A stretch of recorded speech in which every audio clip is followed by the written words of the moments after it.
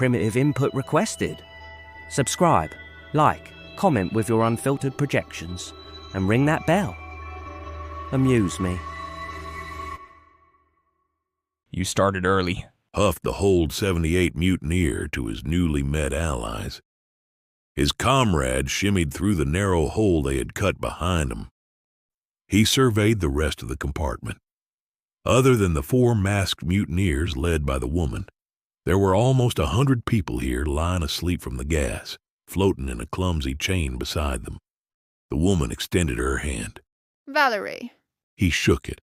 John. What's that you're carrying? In human hands, it looked like a kid's super soaker. It's one of their guns. We took it off a dead soldier. They have guns? Sarah interrupted. She gripped her suddenly impotent stun baton and felt a renewed doubt over the success of their plan. Yeah, they killed some of us with them too.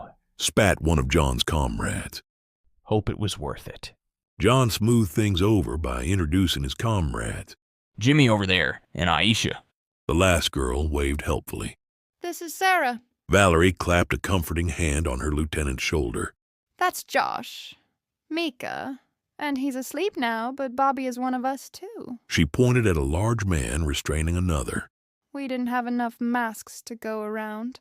Who's the guy he's holding? Corey asked. Some frat boy named Rich. Real bootlicker. Well, you got us this far. What next? We have weapons. We have masks to protect us from the gas. We have the laser cutter you so helpfully obtained. Corey nodded with devilish glee. Now we find their command center. Hold on just a minute. You think you're gonna fly this thing? No. Don't you remember what they told us? That this is the flagship of their fleet? That means their admiral is somewhere on board. It's easy to get them to turn this fleet around for us. All we need to do is take their admiral hostage. The avians in the command center listened to the conversation with growing alarm. All eyes turned to Admiral Roundclaw, who, despite his growing consternation, had said nothing. Admiral, it may be time to transfer your flag, the ship's captain suggested. The Admiral refused. No, Torntail. These humans will not send me running like a clucking hen. Respectfully, Admiral, you're the hero of Harvest, Fantail said quietly. No one here doubts your bravery. But if we were to lose you, this makeshift fleet could barely hold itself together. You're our leader and our guiding symbol. Roundclaw pondered this argument for a moment. Fairwing waited with bated breath. If the Admiral left, there would be no one left to listen to him. No, Xenologist. Let's show them how to fight first. He waved at Torntail. Send in your strike team. The mutineers moved up to the other end of the compartment, where Corey started to cut a fresh hole to continue forward in the ship. They all turned to shield their eyes from the bright sparks and blinding laser. Are you sure it's this way? John shouted over the crackling thunder of melting metal behind them. Yeah! Valerie called back. The command center must be close to the habitation ring. That's where they live, isn't it? John agreed. Corey finished slicing his human-sized hole through the hatch and pushed the leftover debris through to the other side. Who's going first? Jimmy slung his gun over his shoulder. I will. His voice echoed from the other side as he delicately floated through the dripping orange gauntlet. Couldn't you have cut this any wider, Corey? John chuckled. All right, I'll go next. Better to have the guns go first. Valerie nodded. Once John had crawled through, Aisha followed. But while she was halfway through, a shout rose from the other side. They heard thumping in quick succession, a squawk, another shout, then something like hail battering the other side of the hatch. Something tore through the back of Aisha's denim jacket. It flew off unseen, ripped fabric fluttering behind. Blood dribbled out from her limp back. Sarah screamed. Valerie reached up and pulled Aisha back through to their side of the hatch. Judging by the growing blood stain, the round had passed through her left shoulder, down through her chest, and out her lower back. She was dead. It must have gone right through her heart.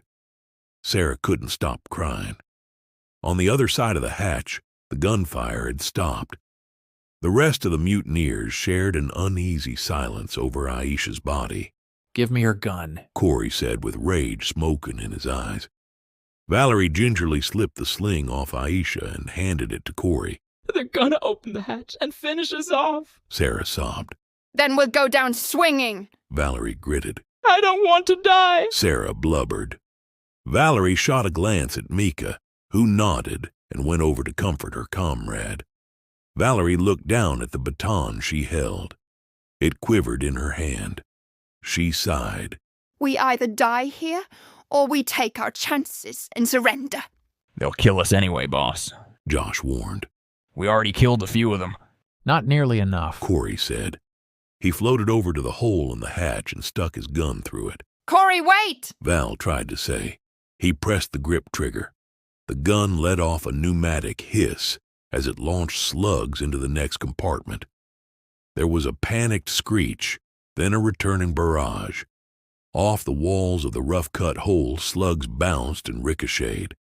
Some went right into the sleeping crowd behind the mutineers, who dashed for the relative safety of the walls. The crowd had no such ability. Valerie watched the unconscious bodies drift on newly imparted and fatal momentum, twisting ribbons of blood oozing behind them. It was all her fault. Corey took cover for a moment, then fired another frenzied burst back at the birds through the hole. Corey, would you stop it? You're killing us! Mika shouted. He ignored her. I don't take orders from you. Josh, grab him! Josh backed against the wall to launch himself at Corey. Don't you dare touch me.